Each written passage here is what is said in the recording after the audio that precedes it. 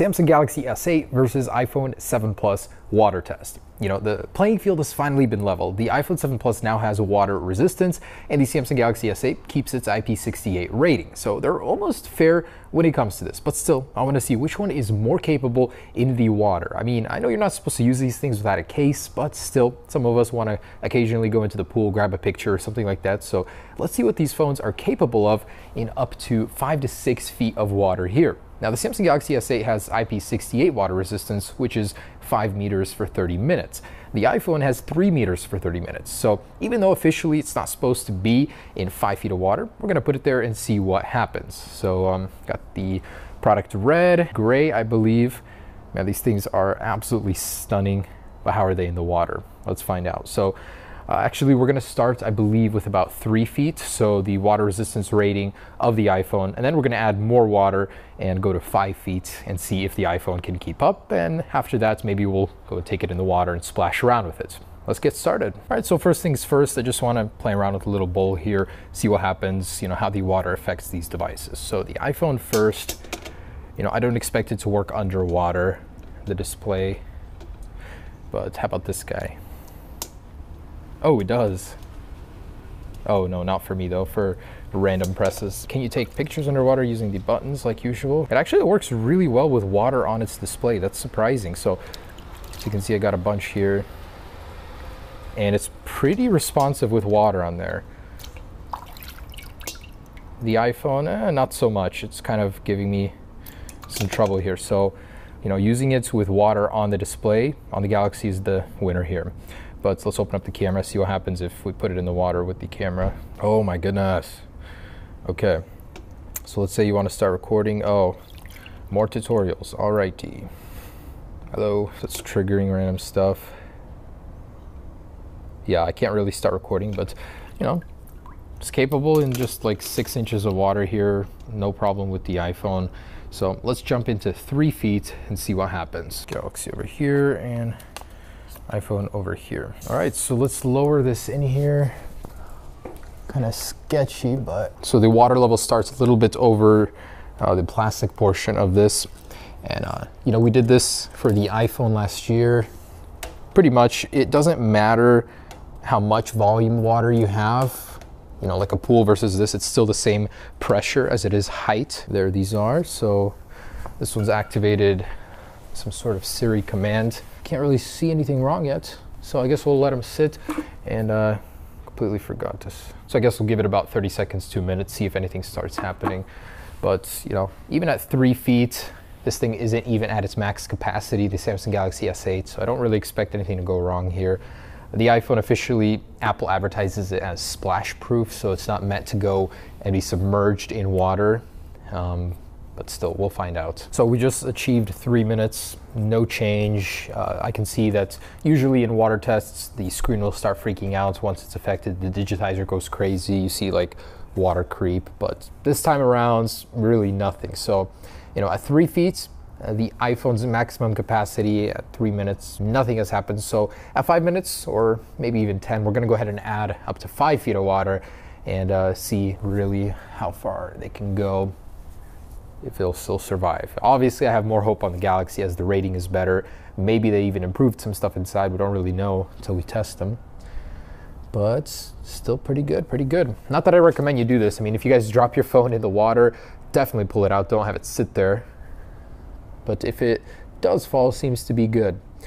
But then again, you always hear those stories like, you know, fell 1 foot in a little puddle of water and it's broken, so there's always extremes. All right, so let's keep going till 10 minutes, then we'll add more. All right, so approaching 10 minutes here, and I've got to add some more. Oh, whoops.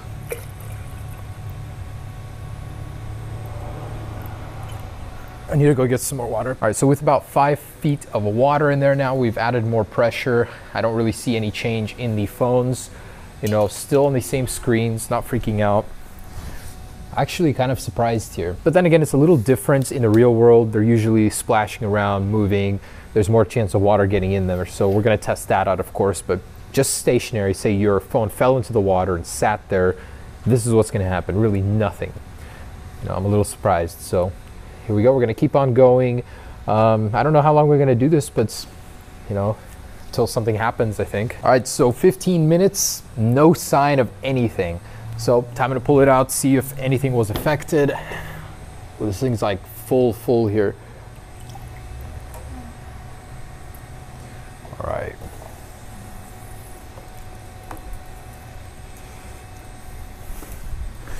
All right, here they are. So I can immediately tell the screen is working on the Galaxy. What? Home button's not working? What in tarnation? Whoa. Not now. Did this thing get water damage? Okay, so display and home button is not responding whatsoever. You can see the... Wait, you can actually see water damage? I can't see any signs of water damage. Usually you'll see like some creep in there. But this thing is literally brand new, just out of the box, so it hasn't been opened, anything like that. And it was affected by water. What in the world? I'm gonna try and... Oh, it is. Oh my goodness. For the longest time it was alive there, but I'm like, this thing has to be working. Wow, I'm so disappointed right now. How? Is the product Red worse at water resistance than usual? So home button won't work. There's actually water coming out of here. I wonder if we can shoot it like before. No, so if I squeeze it, water does come out. What? That's seriously surprising, because usually these are so good at water resistance. So Galaxy on the other hand, so the iPhone, I can't get it to unlock because the home button won't work. Look at that, actually, it's got this really weird pattern going on. Wow, so a little disappointed there. Samsung Galaxy, as if it just came out of the box. No issues, it was totally in its depth, you know, that was its rating, so I'm not too surprised for that one. All right, so I don't think I can get that to work, but I'm gonna try and get as much water out as possible. Oh my goodness, squeezing this, so much water comes out. What the heck?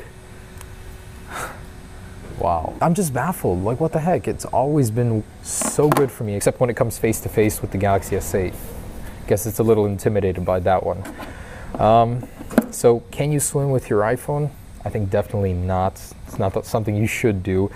If you drop it in water, got to pick it up right away. Man, it is still working though, which is surprising. You know, the thing with water is though, you can't really tell for how long. It might be tonight, it might be tomorrow that it'll just stop working, or some features might stop working. So there's that. Oh, display started working again. Home button just activated on its own. Not by my doing, like the press itself won't work, but display does work. That's kind of interesting. So that still works, but you can see the whole stainage there. All right guys, so there it is. That is the water test between these. iPhone still seems to work. Samsung Galaxy for sure won this round. So I guess we can take it down to the river, go swimming with it for a little, see if that affects it. But you know, even just not moving, this thing has won. I really don't want to do this, I'll be honest with you. It's kind of cold, the water level's really high here, and it like stirs up all the sediment. It is like the nastiest water ever, but I really don't have anywhere else to go. I don't have like a apartment pool or anything, not without sneaking in anyways. So there we go, we got this guy. I'm gonna pop it into the backpack while I jump, and then I'm gonna swim around with it just to show you guys a little bit of activity in the water, you know, if this thing will be affected or not with some movement. We dropped it in the cylinder, there's really not much movement there, it just sits. So guess we can do that now. All right, so really it'll just go in here. There'll still be water and everything, the water gets in through there easily. But just so you can see that it'll like hit the water and everything. Okay. Man, it is freaking cold. By the way, everyone that was saying, yeah, this is an Apple t-shirt from the campus on Cupertino. Just put a Samsung sticker on it myself. Anyways, don't watch me change, man. I'm not gonna even think about this, just do it, because I'm not gonna do it if I think about it. Let's go.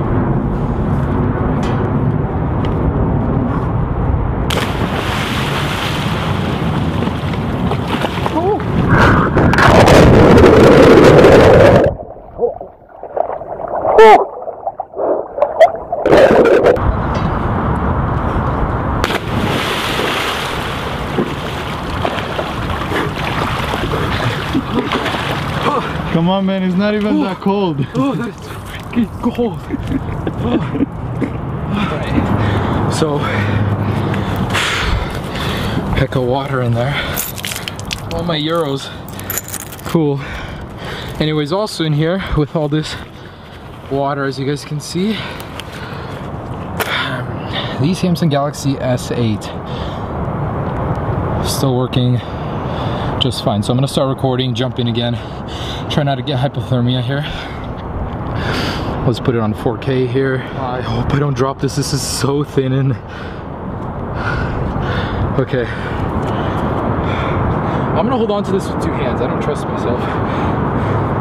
Okay, there we go.